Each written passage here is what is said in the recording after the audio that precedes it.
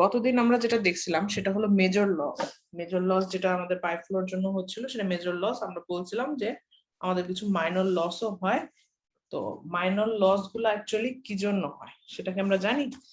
আচ্ছা, major loss কি জন্য হয়েছিল মনে আছে কারো গতদিনের লেকচার?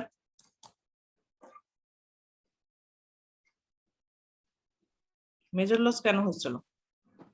ফ্রিকশনের জন্য। ফ্রিকশনের জন্য। মেইন প্রবলেমটা ছিল মেজর লসের ফ্রিকশনের জন্য। এখন মাইনর লস বা head loss due to pipe fittings যেটা বলা আছে, এটা হলো মাইনর লস। এটা চাইলে নেগলেক্ট করা যায়, বা মাইনর লসটা যখন একসাথে সামেশন করতে করতে দেখা যায় যে অনেক বেশি হয়েছে, তখন আর ওটা ইগনোরেবল থাকে না, তখন এটা কাউন্ট করতে হয়। মাইনর লসটা কি কি কারণে হয় দেখো, এখানে দেখতে পাচ্ছ একটা এলবো পাইপ ফিটিংস, তারপরে টি জাংশন, এরকম অনেকগুলা পাইপ ফিটিংস এখানে দেখতে পাচ্ছ। তো এই পাইপ ফিটিংস গুলা একটার সাথে আরেকটা কানেক্টেড অবস্থায় থাকে। তো এইটার যে ডায়ামিটার, এই পোর্শনের যে ডায়ামিটার, এই পোর্শন ডায়ামিটার কিন্তু সেম না, বা এটার সাথে যে আরেকটা কানেক্টেড করা হয়, ডায়ামিটার গুলা কিন্তু সেম না। তো এটার দেখতে পাচ্ছ যে এলবো, এটার নাম হলো এলবো, এটা টি জাংশন। তো এলবোটা 90 ডিগ্রি অ্যাঙ্গেল করা থাকে। আর আরেকটা পাইপ আছে সেটার নাম হলো বেন্ড। বেন্ডটাও এলবোর মতোই দেখতে, বাট এটার অ্যাঙ্গেলটা 85 88 এরকম থাকে, একদম প্রপার 90 ডিগ্রি থাকে না, 90 চেয়ে কিছুটা কম থাকে। তো এই পাইপ ফিটিংস গুলা যখন ডায়ামিটার চেঞ্জ হচ্ছে, এক ডায়ামিটারের থেকে আরেক ডায়ামিটারে যাচ্ছে, বা এক অ্যাঙ্গেল একটা স্মুথ ফ্লো হচ্ছিল, সেখান থেকে ধরো যে এরকম যদি একটা পাইপ ফিটিংস হয়, তাহলে এখান থেকে আবার এদিক দিয়ে ফ্লো হয়ে এই পোর্শনে ফ্লো হয়ে আবার এদিক দিয়ে ফ্লো হয়ে এখান দিয়ে যাচ্ছে। তো এই যে বারবার ডিরেকশন চেঞ্জ করতে হচ্ছে, পাইপের ডায়ামিটার চেঞ্জ করতে হচ্ছে, এই কারণে কি প্রেসারের একটা ভ্যারিয়েশন কিন্তু আসবে। একটা পাইপের ভিতরে যেভাবে ফ্লো হচ্ছিল, যখন ডিরেকশন চেঞ্জ হচ্ছে তখন কিন্তু প্রেসারটা চেঞ্জ হয়ে যাচ্ছে, বা পাইপের ফ্লোটা কিন্তু চেঞ্জ হয়ে যাচ্ছে। তো এই যে সাডেন যে চেঞ্জ গুলা এই পাইপের ফিটিংস এর জন্য, এটার জন্য আমাদের মাইনর লসটা হয়ে থাকে। তো এখন আমরা এক্সপেরিমেন্টটা দেখি। In practical setting, fluid flows through different pipe fittings such as sudden contraction, sudden enlargement valve, elbow or bend, T-junction, etc. Sudden contraction, sudden enlargement বা sudden expansion একই কথা। দেখো এখানে ফিগার আছে, আমি একটু যাই। সাডেন কন্ট্রাকশন, একটা এই ডায়ামিটারটা কি ছিল, এই ডায়ামিটারটা কিন্তু বড়, ক্যাপিটাল ডি স্মল ডি। তো এই ডায়ামিটারটা বড়, বড় ডায়ামিটার থেকে যখন ছোট ডায়ামিটারে পানির ফ্লোটা যাচ্ছে, তখন কি হচ্ছে, সাডেনলি কিন্তু এই স্ট্রিম লাইন গুলো কি প্যারালাল আছে, এই স্ট্রিম লাইনটা কিন্তু প্যারালাল নাই। আমরা কি দেখছিলাম, স্ট্রিম লাইন প্যারালাল থাকলে সেই ফ্লোটা আমাদের জন্য খুবই সুইটেবল, কিন্তু এখানে কিন্তু ফ্লোটা স্ট্রিম লাইনটা কিন্তু প্যারালাল না। সাডেনলি লার্জ ডায়ামিটার থেকে যখন স্মলার ডায়ামিটারে কনভার্ট হচ্ছে, তখন এই স্ট্রিম লাইন গুলা কন্ট্রাক্ট হয়ে যাচ্ছে। তখন দেখা যাচ্ছে এখানে এডিস তৈরি হচ্ছে, মানে একটু ঘূর্ণায়মান অবস্থা তৈরি হচ্ছে। ঠিক আছে, তো এখানে এখানে একটা লার্জ স্পেস পাচ্ছিল ফ্লো হওয়ার জন্য, এখানে স্মল স্পেস পাচ্ছে, এবং এখানে প্রেসারটাও এই কারণে কি হচ্ছে, বেড়ে যাচ্ছে। তো এই জন্য সাডেন কন্ট্রাকশন হচ্ছে। আবার সিমিলার ওয়েতে যদি স্মলার ডায়ামিটার থেকে, এটা স্মল ডি, এটা ক্যাপিটাল ডি, স্মলার ডায়ামিটার থেকে যখন লার্জ ডায়ামিটারে যাচ্ছে, তখন কি একটা স্মল পোর্শন থেকে একটা লার্জ স্পেস পাচ্ছে, তখনও কিন্তু এক্সপান্ড হচ্ছে, এই জায়গাগুলোতে কিন্তু এডিস তৈরি হচ্ছে।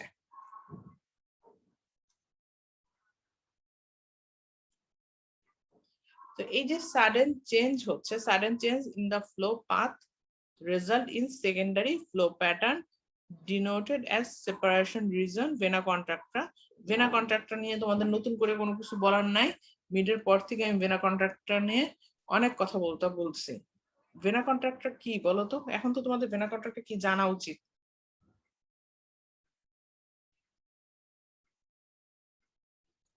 ভেনা কন্ট্রাক্টর যেখানে হচ্ছে ইসের যে পানির যে লেয়ারটা আছে এর স্টিম লাইনের সাথে প্যারালাল হচ্ছে, এবং এখানে সবচেয়ে ছোট ডিসটেন্স যে হচ্ছে স্টিম লাইন গুলো পাস হচ্ছে না।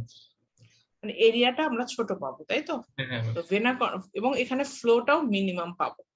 তো ভেনা এই সেকেন্ডারি ফ্লো যখন হচ্ছে, সেকেন্ডারি ফ্লো প্যাটার্নের জন্য দেখা যাচ্ছে এখানে ভেনা কন্ট্রাক্টটা তৈরি হচ্ছে, সেপারেট রিজন তৈরি হচ্ছে। কারণ দেখতেই একটু আগে দেখালাম যে একটা স্মল ডায়ামিটার থেকে লার্জ ডায়ামিটার যখন তৈরি যাচ্ছে তখন কি ফ্লোটা সেপারেট হয়ে যাচ্ছে। এখানকার যে ফ্লোর যে কন্ডিশন, এখানকার ফ্লোর কন্ডিশন কিন্তু সেম না। এবং এখানে দেখতে পাচ্ছি এই পোর্শনটুকু, শুধুমাত্র এইটুকু পোর্শনের জন্য কিন্তু এখানে ভেনা কন্ট্রাক্টটা তৈরি হচ্ছে। এই জায়গায় কিন্তু যখন এখান থেকে এখানে ট্রানজিশন জোনটা যেটা, এই ট্রানজিশন জোনে যে এখানে কিন্তু প্রত্যেকটা স্ট্রিম লাইন কিন্তু প্যারালাল থাকবে শুধুমাত্র এইটুকু পোর্শনের জন্য।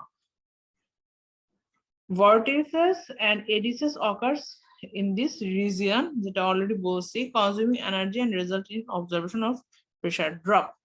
তো প্রেসার এখানে কি হচ্ছে, প্রেসারটা কিন্তু চেঞ্জ হচ্ছে, প্রেসার ড্রপ বলি বা ইনক্রিজ বলি, প্রেসারটা চেঞ্জ হচ্ছে।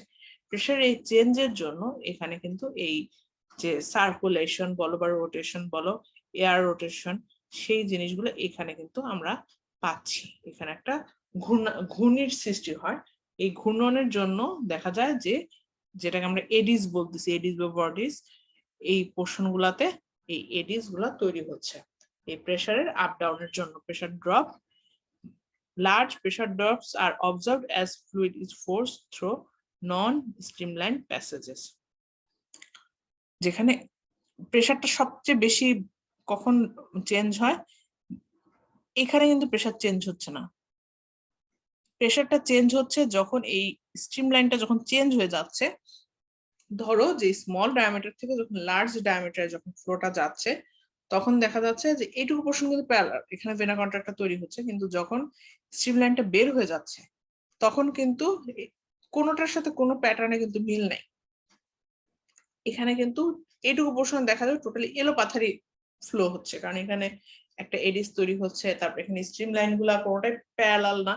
তো এই কারণে এখানে বলা হচ্ছে non streamline passage. These losses through valve fittings are known as minor loss or fitting loss. তো এই যে এখানে যে এনার্জি লস গুলা হচ্ছে এটাকে আমরা বলতেছি মাইনর লস বা ফিটিং লস। বোঝা গেছে মাইনর লসটা কি?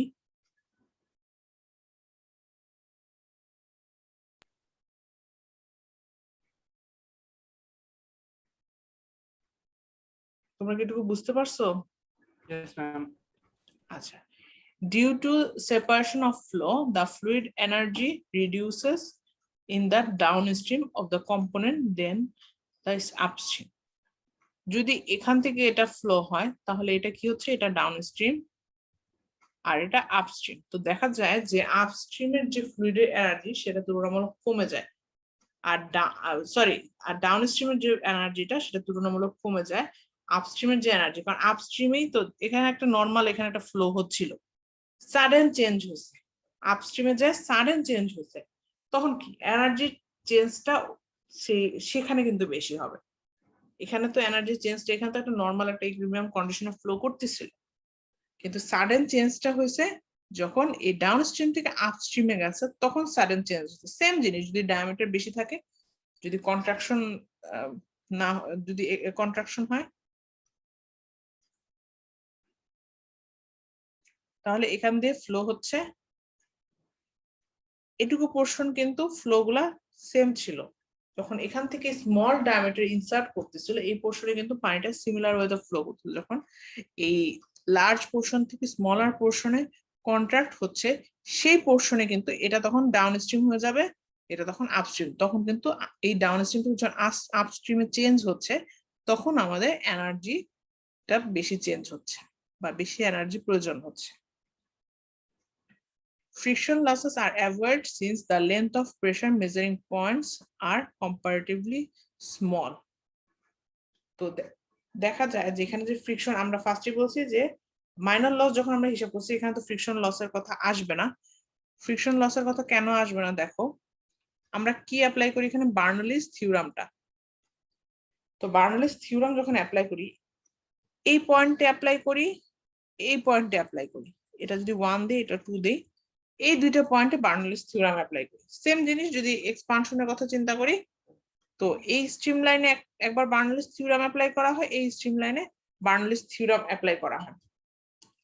তো দেখা যায় যে এটা এক্সপেরিমেন্ট করে আসছে যে দেখা যায় যে এই জাস্ট যেখানে স্ট্রিম ফ্লোটা এখানে কিন্তু এই ডায়ামিটারে অ্যাপ্লাই করা হয়েছে, যেখানে স্ট্রিম ফ্লোটা ইকুইলিব্রিয়াম চলে আসছে এবং এখানেও স্ট্রিম ফ্লোটা ইকুইলিব্রিয়ামে চলে আসছে, তারপরে কিন্তু মেজারমেন্ট করা হয়েছে।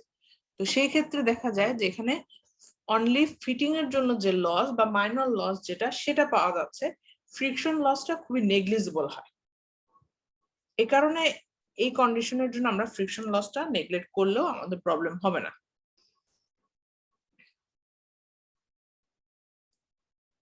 এটি বলা আছে এখানে, friction losses are avoidable here since the length of pressure measuring points are comparatively small। যেখান থেকে আমরা মেজার করতেছি এটার লেন্থটা খুবই কম, একটা লার্জ ডিস্টেন্সের জন্য আমরা মেজার করি না, আমরা ছোট ছোট মেজারিং পয়েন্টের জন্য ডিস্টেন্সটা মেজার করি, সেজন্য দেখা যায় আমাদের ফ্রিকশন লসটা আমরা নেগলেক্ট করতে পারি। এটুকু পর্যন্ত কি বোঝা গেছে?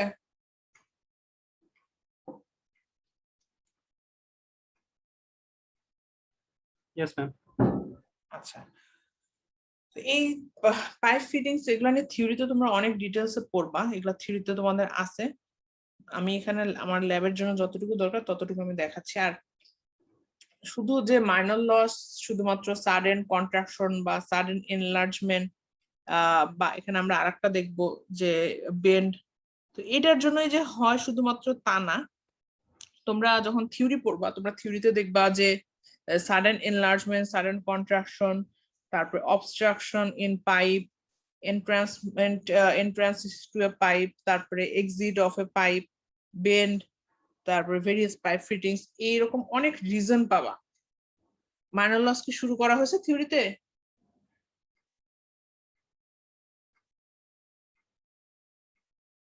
তোমরা মাইনর লস কি পড়তেছো থিওরিতে? জি ম্যাম।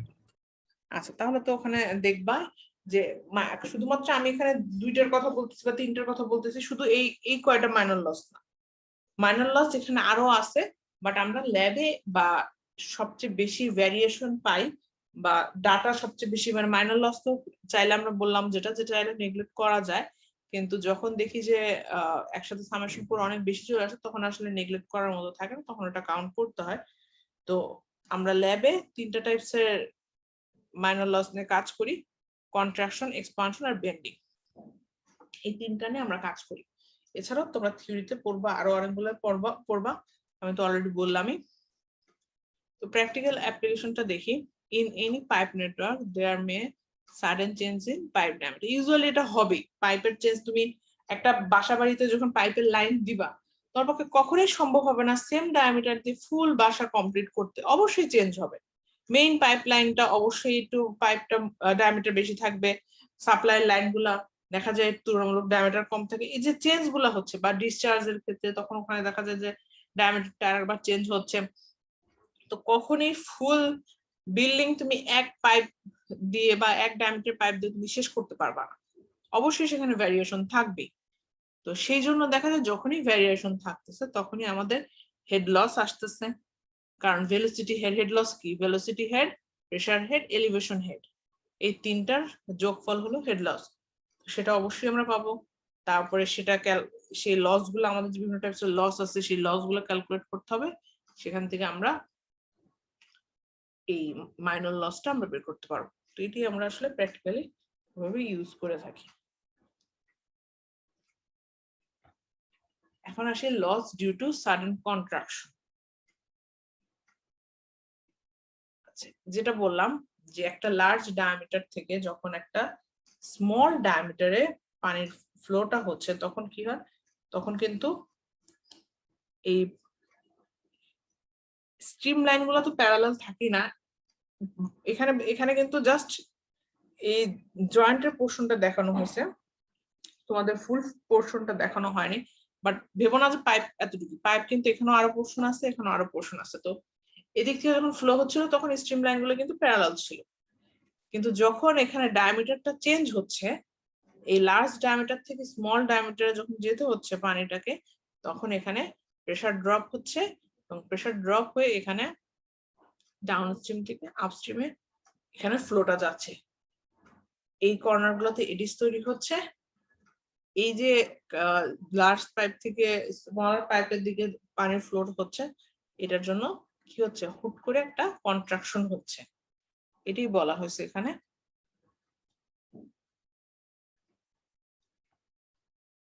তো কন্ট্রাকশনের জন্য HLC হেড লস আমরা জানি, এখানে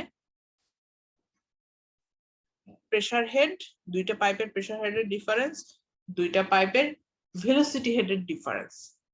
তো এলিভেশন হেডটা নেইনি, কারণ দুইটা পাইপ দেখো একই লেভেলে আছে, দুইটা একই লেভেলে আছে, এলিভেশন হেড এখানে দুইটার ক্ষেত্রে একই হবে, এই কারণে এখানে এলিভেশনটা নেওয়া হয়নি। তো পাইপের এখানে কি হচ্ছে, প্রেসার হেড পাচ্ছি, ভেলোসিটি হেড পাচ্ছি। প্রেসার হেডটাকে আমরা রিপ্লেস করতেছি হেড লস H1 দিয়ে। তাহলে সেক্ষেত্রে আমাদের ইকুয়েশনটা আলটিমেটলি দাঁড়াচ্ছে HLC equal to KC V2 square divide by 2G। সেখান থেকে HLC equal to K1 V2 to the power n। এটা তোমাদের ক্যালিব্রেশন ইকুয়েশন। তাহলে তোমাদের n এর ভ্যালুটা কত আসা উচিত বলো তো? তোমাদের যখন লগ লগ গ্রাফ করবা n এর ভ্যালুটা কত আসা উচিত?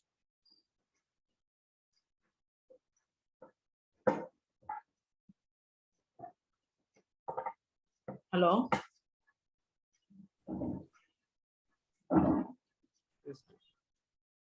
শুনতে পাচ্ছি না আমি তোমাদের কথা।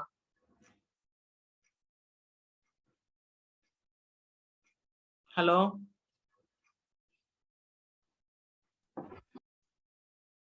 শুনতে পাচ্ছি না। তোমাদের আমি জিজ্ঞেস করছি n এর ভ্যালু কত আসা উচিত? 2 n এর ভ্যালু 2 এর কাছাকাছি তোমাদের একটা ভ্যালু আসবে। তো লগ লগ গ্রাফ পেপারে দেখবা তোমরা এখান থেকে HLC আর এদিকে V2, এটা দিয়ে যদি গ্রাফ প্লট করো, লগ লগ গ্রাফ পেপারে, অবশ্যই লগ লগ গ্রাফ পেপারে যদি এটা গ্রাফ প্লট করো, তাহলে এখান থেকে ডাটাগুলো তোমাদের গ্রুপের ডাটার জন্য বেস ফিটের স্ট্রেট লাইন পাবা। এখান থেকে n এর ভ্যালু বের করবা, লগ লগ এর ফর্মুলা দিয়ে n এর ভ্যালু 2 এর কাছাকাছি আসবে। দেন K1 এর ভ্যালু বের করবা, এন্টি লগ দিয়ে যেভাবে বের করো সেম ওয়েতে, জাস্ট এটার নামটা হবে K1। দেন এখান থেকে একটা ক্যালিব্রেশন ইকুয়েশন, তোমরা এই ইকুয়েশনটা বের করবা এখান থেকে। একই সাথে আমি গ্রাফটা বলে দিলাম, বুঝা গেছে? গ্রাফটা প্রিভিয়াস গ্রাফগুলোর মতোই, জাস্ট এখানে নাম হবে K1, আর K1 ইকুয়াল টু কি, KC ডিভাইড বাই 2G। এটাকে কি লিখছে এখানে K1, R V2 to the power n তো এই পোরশনটাই লিখছে। তার মানে এখান থেকে আমরা অ্যাকচুয়ালি বের করতেছি KC ডিভাইড বাই 2G। বুঝতে পারছো গ্রাফটা? জি ম্যাম। Yes ma'am. ম্যাম আমাদের যে যে সব ক্যালকুলেশন গুলো আছে এগুলো তো যখন এই যে ল্যাব ফাইনাল হয় তখন যে রিভার্স ক্যালকুলেশন আছে, এখন এই রকম ম্যাথ গুলো প্র্যাকটিস করার জন্য কিভাবে কি সাহায্য নিতে পারেন, কোন বইয়ের একটু যদি ম্যাম বলতেন। বই তো কিছু না, তোমরা রিপোর্টটা যখন করবা, রিপোর্টটা স্টেপস গুলো যদি বোঝো, তাহলে তোমাদের এখন দেখো, এখন কে বের করতে কি কি করতে হবে, আলটিমেটলি কে বের করতে বুঝতেই পারতেছো যে KC বাই 2G। তার KC বাই 2G কোন ফর্মুলা আছে, HLC ফর্মুলা আছে, সেটাতে কি আছে, প্রেসার হেড আছে, ভেলোসিটি হেড আছে। তো স্টেপস গুলো যদি তোমাদের মাথায় থাকে তাহলে ব্যাক ক্যালকুলেশন কোনো সমস্যা না। আর রিপোর্টটা ল্যাব ফাইনাল আগে বা পরীক্ষার আগে বারবার রিপোর্টটা দেখবা, ম্যানুয়ালটা দেখবা, এর বাইরে তোমাদের তো কোনো কিছু পড়ানো হয় না। আর ক্যালকুলেশন তোমাদের রিপোর্টটাই সাফিসিয়েন্ট। আর এক্সট্রা কিছু কথাবার্তা বলা হয়, সেই কথাবার্তা গুলা শুনবা, তাহলে ইনশাল্লাহ ল্যাব ফাইনাল বা ল্যাব মিট খারাপ হবে না। আচ্ছা, এরপরে আসি loss due to sudden expansion. এক্সপানশনে কি হচ্ছে, স্মলার ডায়ামিটার থেকে লার্জ ডায়ামিটারে ফ্লোটা যাচ্ছে। তাহলে এইদিকে পাইপের ফ্লো গুলা কি ছিল, স্ট্রিম লাইন গুলো প্যারালাল ছিল, এখান থেকে সাডেনলি দেখলো যে ডায়ামিটারটা ইনক্রিজ করছে। তো ফ্লোটা কি হবে, এখান থেকে যখন এদিকে যাবে তখন কি হবে, ছড়ায় যাবে। সেই জন্য এখানকার স্ট্রিম লাইন গুলো কিন্তু কোনটার সাথে কোনটা এতটুকু পোর্শনে মিলবে না, এরপরে যে আবার কিন্তু ফ্লো প্যাটার্নটা ঠিক হয়ে যাবে। তো এই যে পোর্শনে একটা এনার্জির যে লসটা বা হেড লস যেটা হচ্ছে, সেটা আমাদের ক্যালকুলেট করতে হবে। এবং এখানে একইভাবে এই পোর্শনটা ভয়েড পোর্শনটাতে এডিস তৈরি হবে। তো HLE এক্সপানশনের জন্য যে লসটা সেটা দেখো V2 স্কয়ার মাইনাস মানে এখানে velocity head minus pressure head, এই দুইটা নেওয়া হয়েছে। প্রেসার হেডটাকে অ্যাজ ইউজুয়াল আগের মতো আগে যেরকম H1 দিয়ে রিপ্লেস করছিলাম এখানে H2 দিয়ে রিপ্লেস করলাম। এখানে K2 equal to KE divide by 2G, actually K2 equal to এটা বোঝাচ্ছে।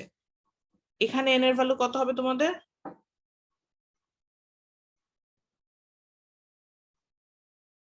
n কত হবে?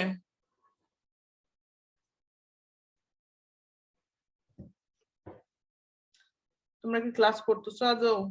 Yes, ma'am. মিস এখানে n এর ভ্যালু কত হবে?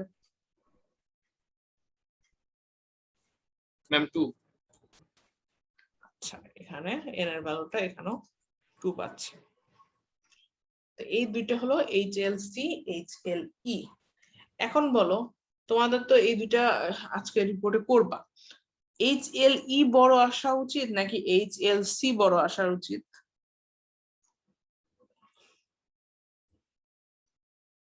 এটা কন্ট্রাকশন, এটা এক্সপানশন, কোনটা বড় আসা উচিত?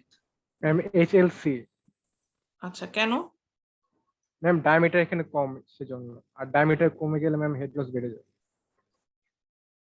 ডায়ামিটার কমে গেলে হেড লস কমে যায় না, এটা এরকম ভাবে হবে না। ম্যাম এলসিটা বড় হবে না, LE টা বড় হবে। কেন বড় হবে এটা বলি। এখানে কিন্তু একটা লার্জ স্পেস পাচ্ছে, এটার ক্ষেত্রে কি লার্জ স্পেস ছিল, এটার ক্ষেত্রে কিন্তু স্মল স্পেস ছিল। লস গুলা কোথায় হচ্ছে? এই যে এখানে কিছু পোর্শন ভয়েড রয়ে গেল, কিছু পোর্শনে ফ্লো হলো না, কিছু পোর্শনে এডিস বা ভার্টিসেস তৈরি হলো, তাহলে কোনটার ক্ষেত্রে এই প্রবলেম গুলা বেশি হবে? কন্ট্রাকশন না এক্সপানশনে? এক্সপানশনে কিন্তু জায়গাটা বেশি জায়গা জুড়ে হচ্ছে, এই কারণে দেখা যাবে যে এখানে লসটা বেশি আসবে। তো এই কারণে HLE তোমাদের বেশি আসবে।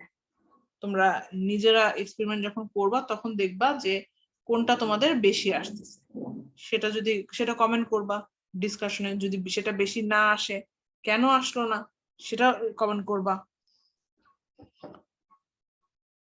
আচ্ছা, এরপর আসি এক্সপেরিমেন্টাল সেটআপ। দেখো এখানে যে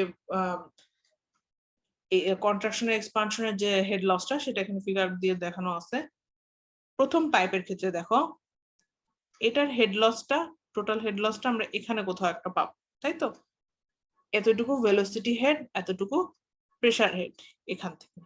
এর পরের পোর্শনে, পরের পাইপটাতে দেখো এটার লার্জ ডায়ামিটার, এটা ক্যাপিটাল ডি, এটা স্মল ডি। তাহলে এখানে কি হচ্ছে? এই পোর্শনে কি হচ্ছে? কন্ট্রাকশন না এক্সপানশন? Expansion.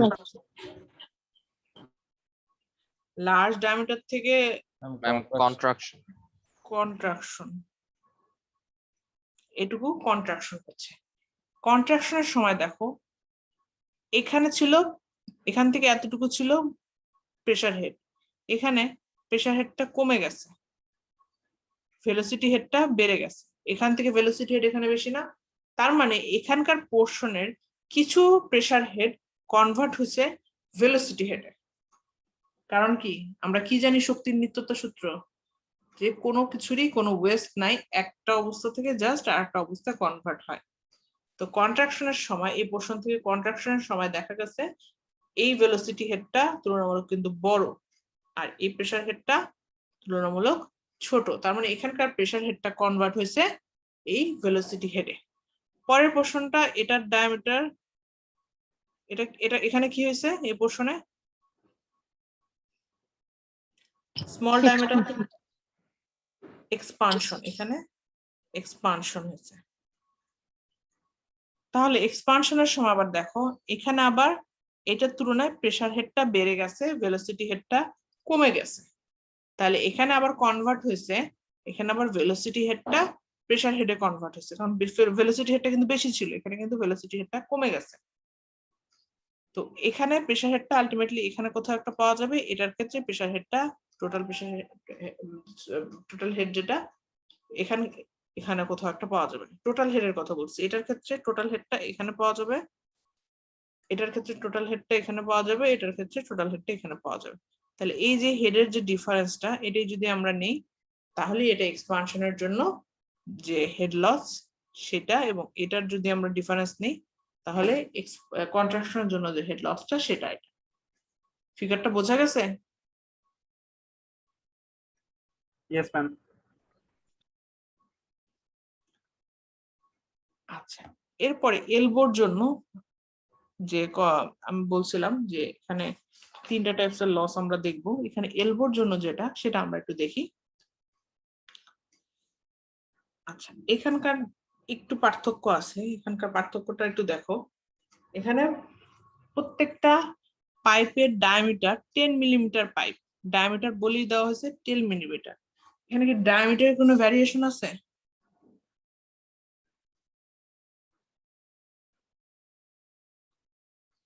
এখানে কি ডায়ামিটারের কোনো ভ্যারিয়েশন আমরা পাবো? No ma'am. আচ্ছা, ডায়ামিটারের কোনো ভ্যারিয়েশন আমরা এখান থেকে পাবো না। তো ডায়ামিটার ভ্যারিয়েশন না, এখানে আমরা একটা পিজোমিটার ইনসার্ট করব, এখানে একটা পিজোমিটার ইনসার্ট করব, এই দুইটা পোর্শন থেকে আমরা পিজোমিটার দিয়ে রিডিং নেব।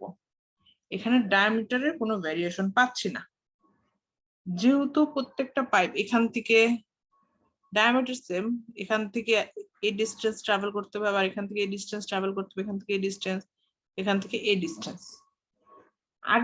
আগের দুইটার সাথে এটার ভ্যারিয়েশনটা কি?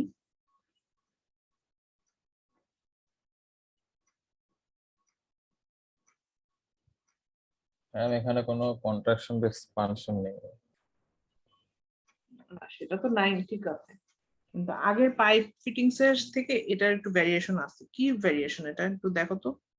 এখানে এলবো আছে অনেকগুলো, এটা তার মানে এখানে ফ্লোর চেঞ্জ হচ্ছে, আগে কিন্তু ডায়ামিটার, হ্যাঁ কম ডায়ামিটার থেকে বেশি ডায়ামিটার যাচ্ছে, বাট ফ্লো কিন্তু চেঞ্জ হচ্ছিল না। এখানে কিন্তু ফ্লো পাথটা বারবার চেঞ্জ হচ্ছে, তাই না? এখান থেকে এতটুকু, এখান থেকে এতটুকু, এখান থেকে এতটুকু, বারবার কিন্তু ফ্লোর পাথটা চেঞ্জ হচ্ছে।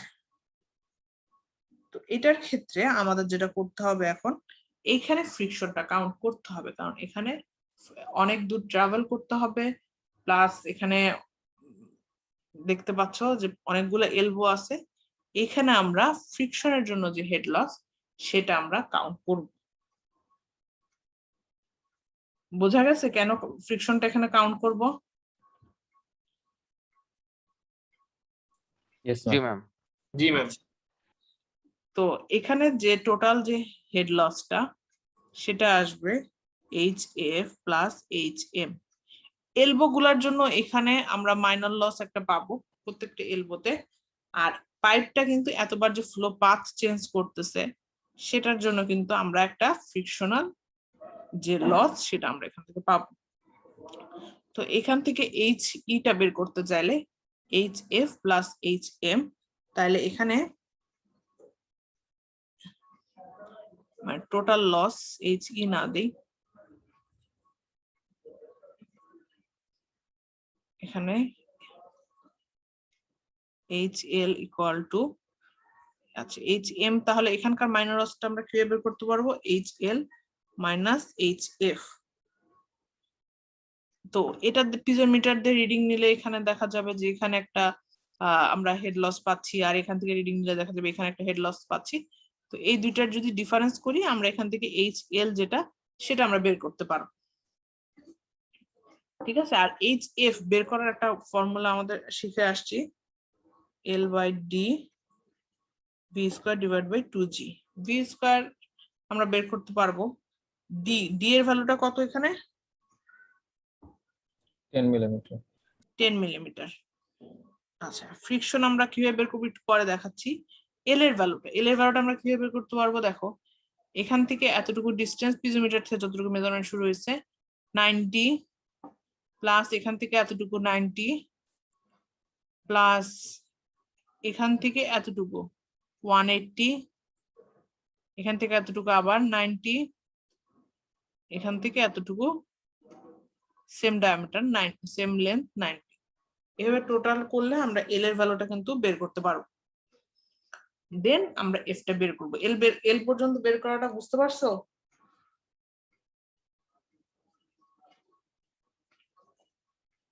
জি ম্যাম। Yes, ma'am. আচ্ছা, এফ বের করার জন্য আমরা একটু দেখি।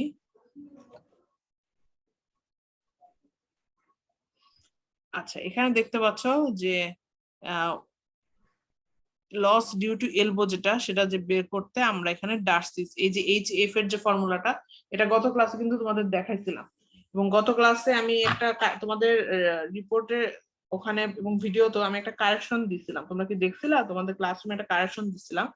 আমি ওখানে বলছিলাম তোমাদের প্রথমে যে এফ ইকুয়াল টু 64/RE যে কোনো সময় ইউজ করতে পারো, but 64/RE only laminar floor জন্য ইউজ করতে হবে।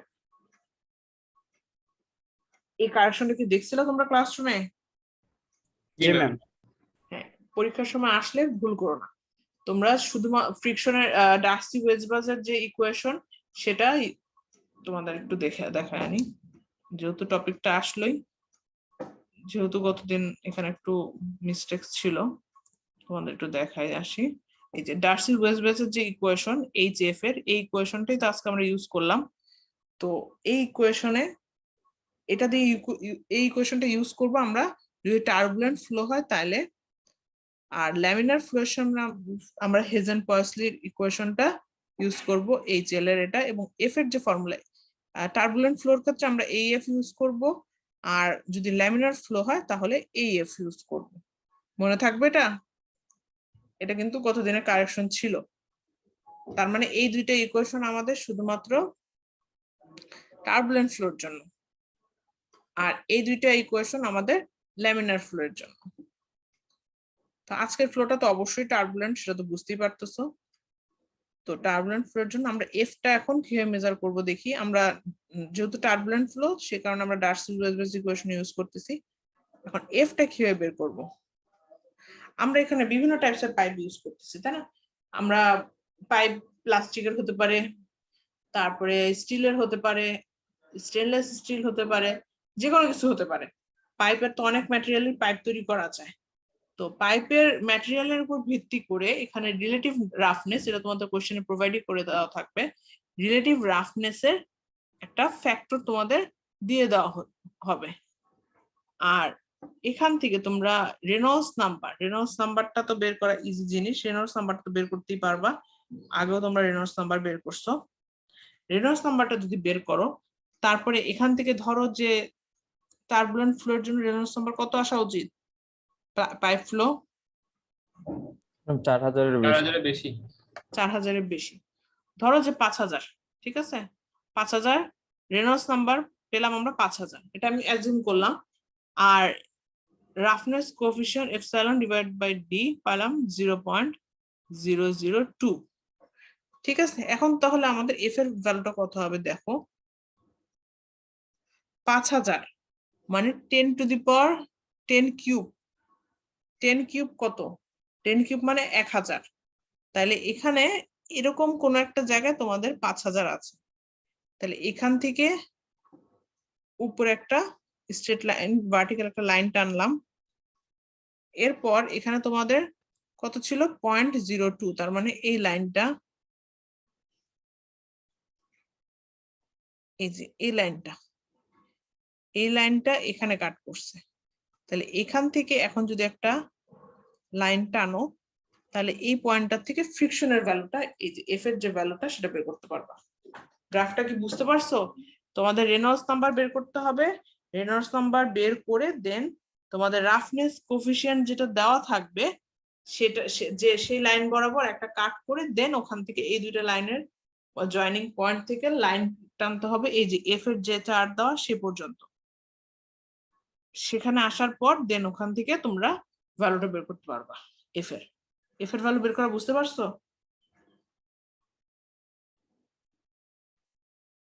জি ম্যাম। Yes, ma'am. আচ্ছা, আর ল্যামিনার ফ্লো হলে আগের দিনের যে ইয়েটা ছিল, এক্সপেরিয়েন্স ছিল, ওখানে ম্যাম ডিসকাশনে আমি মুডি চার্ট নিয়ে কিছু লিখেছিলাম ম্যাম, ওটা কি লিখতে পারবো আমি? এফ বের করার সময় ম্যাম ওই যে ডিসকাশনের সময় ম্যাম আমাদের যে ফ্রিকশন ফ্যাক্টরটা যে এই যেটা আছে, তারপর হচ্ছে হ্যাঁ, লিখতে পারবো। কাইনেমেটিক ভিসকসিটির উপর নির্ভর করছে, কাইনেমেটিক ভিসকসিটি আবার টেম্পারেচার এগুলো নিয়ে লিখছিলাম। হ্যাঁ, লিখতে পারবো সমস্যা নেই। আচ্ছা, ল্যামিনার ফ্লোর ক্ষেত্রে রেনল্ডস নাম্বার কত হওয়া উচিত? 2000 এর কম। 2000 কম। সেই ক্ষেত্রে তোমাদের এখানে আরেকটা স্ট্রেট লাইন দেওয়া আছে, এটা ল্যামিনার ফ্লোর জন্য। এখানে বলে আছে এতটুকু, এই যে 1000 2000। তো এখান এটুকু পর্যন্ত তোমরা ল্যামিনার ফ্লো, যদি তোমাদের ফ্লোটা যদি তোমরা ফ্লো টাইপ বের করবা, ল্যামিনার ফ্লো যদি আসে, আমি পুরো মুডি চার্টটা যেটা সেটা পুরোটাই বুঝাই দিচ্ছি। তো ল্যামিনার ফ্লোর জন্য এখান থেকে ডাটা নিতে পারবা। সেম ওয়েতে যদি ট্রানজিশনাল রেঞ্জের মধ্যে পড়ে যায় তাহলে এখান থেকে, এখানে তো আর অনেকগুলা কার্ভ না, এখানে একটাই স্ট্রেট লাইন, এখান থেকে জাস্ট এই ডাটাটা পেলে এখান থেকে রাফনেস কোফিশিয়েন্ট দেওয়া ছাড়াও তোমরা এফ এর ভ্যালুটা বের করতে পারবা। চার্টটা বোঝা গেছে?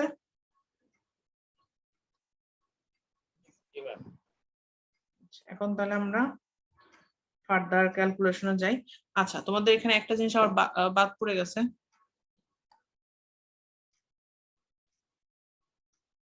আচ্ছা, এখানেও তোমাদের সেম ওয়েতে গ্রাফ প্লট করতে হবে।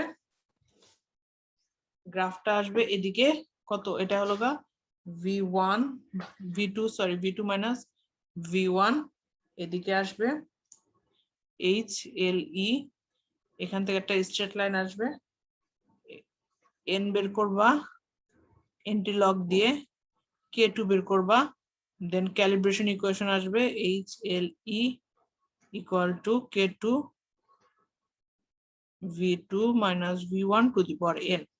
এখান থেকে তোমাদের ক্যালিব্রেশন যে গ্রাফটা সেটা বের করতে হবে। ঠিক আছে, এটুকু আমি বাদ দিয়ে দিয়েছিলাম, খেয়াল ছিল না।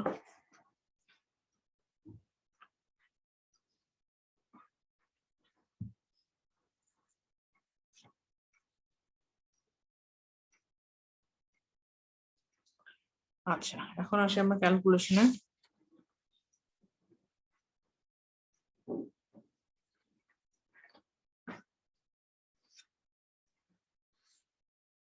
আচ্ছা, তোমাদের ডাটাগুলা দিয়ে নেই।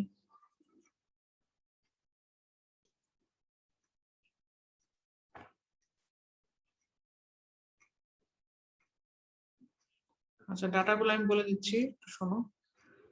পাইপের যে ফার্স্ট পাইপের যে ডায়ামিটার সেটা 1.76 সেন্টিমিটার, সেকেন্ডটার ক্ষেত্রে 0.74 সেন্টিমিটার। এখান থেকে পাইপের জন্য যে এরিয়া, পাইপের এরিয়া কিভাবে বের করে?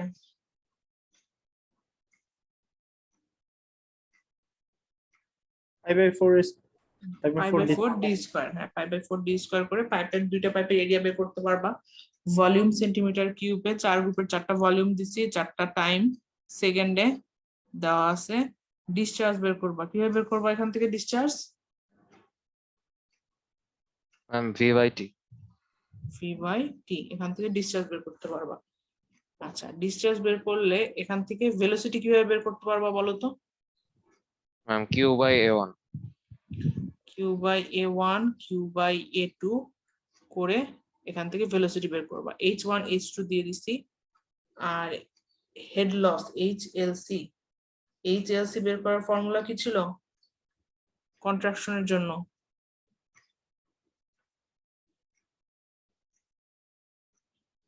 HLC equal to H1 minus V2 square divided by 2G minus V1 square divided by 2G। ফর্মুলাটা একটু দেখা আসি। HLC বের করবা, HLE বের করবা। এই যে ফার্স্ট, এটা যে HLE এটা দিয়ে বের করবা, HLC এটা দিয়ে বের করবা। সবগুলা ডাটাই জানা এখানে, এখান থেকে এই ডাটা দুটো বের করবা। আচ্ছা, এরপরে আসি তোমাদের এখানে V1 V2 4 গ্রুপের যে ডাটাগুলা সেগুলা এই চার্টটা ফিল আপ করবা। এরপর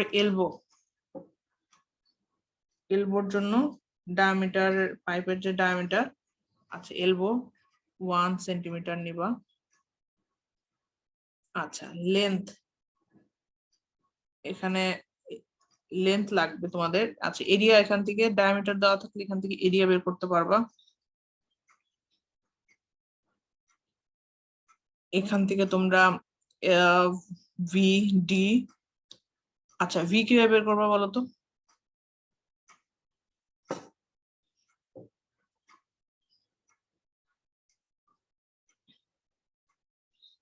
ভি কিভাবে বের করবা? ম্যাম কিউ বাই এ আচ্ছা ডিসচার্জ কিউবের, আছে। হ্যাঁ কিউ এর জন্য ভলিউম দেওয়া আছে, টাইম দেওয়া আছে, এখান থেকে ভি বের করবা, V equal to Q by A, then হলো রেনল্ডস নাম্বার, যেটা রেনল্ডস নাম্বারটা বের করতে পারবা। এখানে নিউ এর ভ্যালু আমি দিয়ে দিছি, এখান থেকে নিউ এর ভ্যালু কিন্তু মিটার স্কোয়ারে দেওয়া, এটা খেয়াল করে তারপরে তোমরা এখানে নিউ এর ভ্যালুটা বসাবা। এখান থেকে তোমরা ভেলোসিটি বের করতে পারবা, h1 h2 দেওয়া, এই দুটার ডিফারেন্স করে hl বের করতে পারবা। ফ্রিকশন ফ্যাক্টর, ফ্রিকশন ফ্যাক্টরের বের করবা কিভাবে? আচ্ছা ম্যাম আগের দিনের সূত্রটা হ্যাঁ ফ্রিকশন না, আগের দিন সূত্রটা না, এফ বের করবা, চার্ট দেখালাম না, এই জি যে জি। ভ্যালু চার্ট থেকে বের করবা, ফ্রম মুডি চার্ট। আচ্ছা চার্টটা অবশ্যই রিপোর্টে অ্যাটাচ করবা, চার্টটা ওখানে কোন জায়গা থেকে লেভেলিং করে লাইনগুলো টেনে ভ্যালুটা লিখে চার্টটা রিপোর্টে অবশ্যই ইনক্লুড করতে হবে।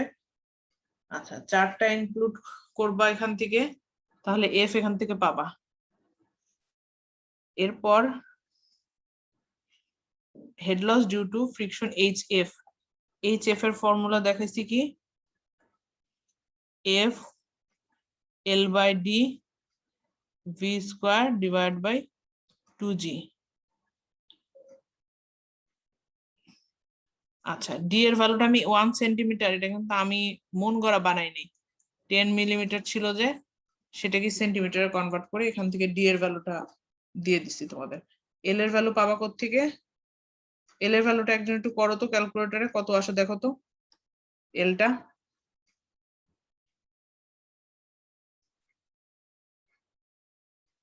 এলটা একটু করো।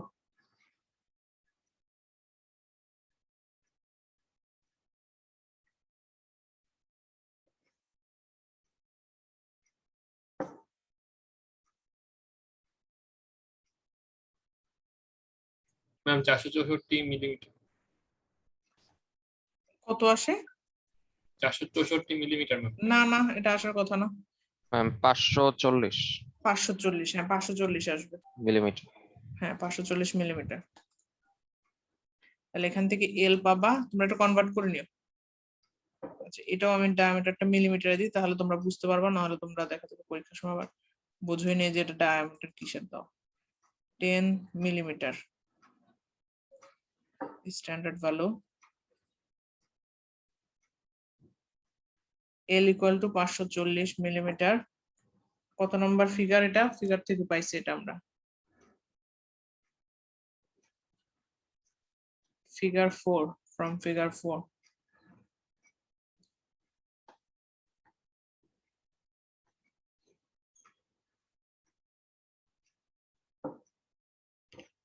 এখান থেকে এইচএফ এই ফর্মুলা দিয়ে বের করতে পারবা। দেন এখানে হেড লস ডিউ টু এলবোস, মানে এলবো আছে এখানে কয়টা, এলবো কয়টা ছিল?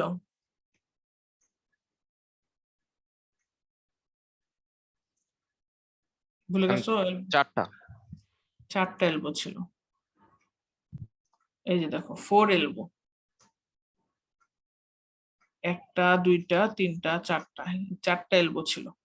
তাহলে প্রত্যেকটা এলবোর জন্য বের করতে হলে আমাদের এইচএফটাকে 4 দিয়ে ভাগ করতে হবে, তাহলে এইচএফ ডিভাইড বাই 4, এটা করলে এলবো গুলার জন্য এইচ এলবোটা বের করতে পারবা। এরপরে দুইটা লগ লগ গ্রাফ করতে হবে তোমাদের। লগ লগ গ্রাফ গুলো তো আমি পড়ানোর সময় বলে দিচ্ছি তোমাদের, লগ লগ গ্রাফ কিভাবে করবা। Log log graph H L E এর জন্য একটা আসবে, HLC এর জন্য একটা আসবে। বোঝা গেছে এটুকু পর্যন্ত? Yes, ma'am. এটুকু। এরপরে তোমাদের দুইটা গ্রাফ আসবে, তারপরে এখানে ডাটা শিটটা আসবে, আর চার্ট একটা আসবে, মুডি চার্ট, যেটা মুডি চার্টটা আসবে। আর তোমরা এই ফিগারটা, ওই যে ফিগার 4, যেটা ফিগার 4টা আঁকবা, একে এখান থেকে এল বের করাটা দেখাই দিবা। এল বের করা দেখায়, তাহলে ওখান থেকে এল এর ক্যালকুলেশনটা আসবে, দেন লাস্টে ডিসকাশন। রিপোর্টটা বোঝা গেছে? জি ম্যাম। বলো।